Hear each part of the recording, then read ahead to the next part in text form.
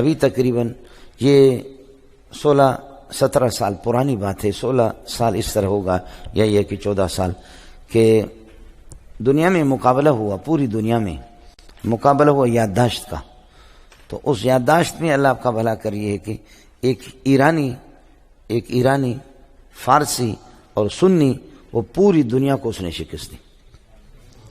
مسلمان سنی الحمدللہ، سمجھے. شیعوں کا حافظہ نہیں ہوتا، ان کو قرآن بھی یاد نہیں ہے، سمجھے. ان کو الحمد شریف بھی ان کے بڑے مجتہد، ان کو کما کو یاد نہیں ہے. اللہ پاک نے ان سے یادداشت، اللہ نے ان سے نکالی ہے، سمجھ شریف میں ہے کہ نہیں.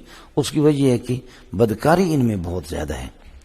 جس قوم کے اندر بے ہندو قرآن کے حافظ ہے، نصارہ قرآن کے حافظ ہیں. یہ علامہ قرطبی نے بھی لکھا ہے اور بہت سے لوگوں نے لکھا اور بالکل ہے کہ نصارہ اور ہندو قرآن کے بشرطے کے باحیا ہندو ہو، بشرطے کے باحیا نصرانی ہو. بے حیا اگر شیخ الحدیث بھی ہے تو تب بھی اس کو صحیح قرآن یاد نہیں رہے. قاری ہے، پڑھاتا بھی ہے، اللہ آپ کا بھلا کرے. پورا دن 40 50 پارے سنتے ہیں طلباء سے. ایک طالب سے یہی پارہ سنا، دوسرے سے یہی پارہ سنا، تو اس طرح تکرار سے 40 پارہ قاری سنتے ہیں، لیکن پھر بھی ان کو یاد نہیں ہوتا. اس کی بنیادی وجہ یہ ہے کہ بے حیائی. علامہ سمرقندی نے جیسے لکھا ہے کہ قراء کے اندر یہ بے حیائی ہوتی ہے. مول صاحب سب تو نہیں ہے، اللہ کی مخلوق ہے مولانا.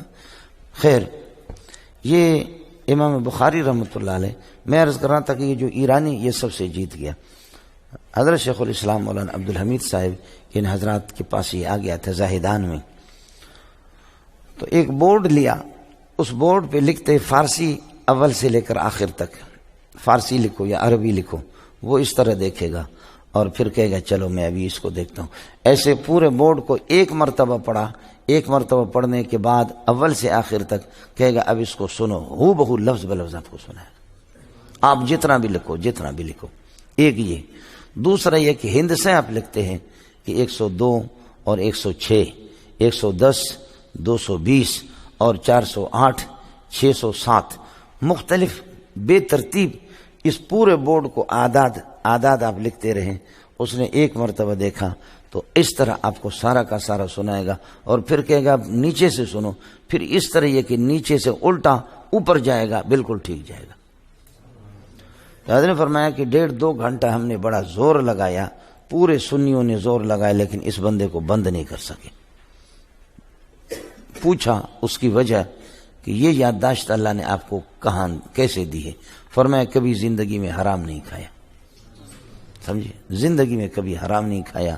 اور فرمایا کہ تہجد کی نماز کبھی چھوٹی نہیں. حضرت نے فرمایا کہ انہوں نے کہا تہجد کی نماز چھوٹی نہیں، تو میں نے مذاق میں حضرت سے عرض کیا ہم نے زندگی میں کبھی تہجد پڑھی ہی نہیں،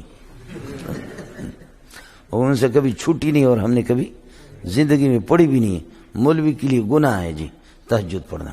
اور کہا کہ نہ جھوٹ بولا ہے، نہ بولنے کا ارادہ ہے، نہ کبھی تصور کیا. اور بازار کی چیزیں نہیں کھاتے، صرف مجبور ہے ایک کپڑا خریدتے ہیں، باقی اپنی زمین کی سبزیاں ہوتی ہے، گوشت، سب کچھ. بازار کی چیزوں میں نورانیت نہیں ہوتی، وہ انسان کی ذکاوت کو ختم کر دیتے، فقیروں کی نگاہیں ان پر پڑتی. خیر، یہ اس دنیا کے اندر الحمدللہ موجود ہے. اب بھی آپ دیکھیں یہ سوات کا ایک بچہ گیا جس نے 80-90 ملکوں کو شکست دے دی.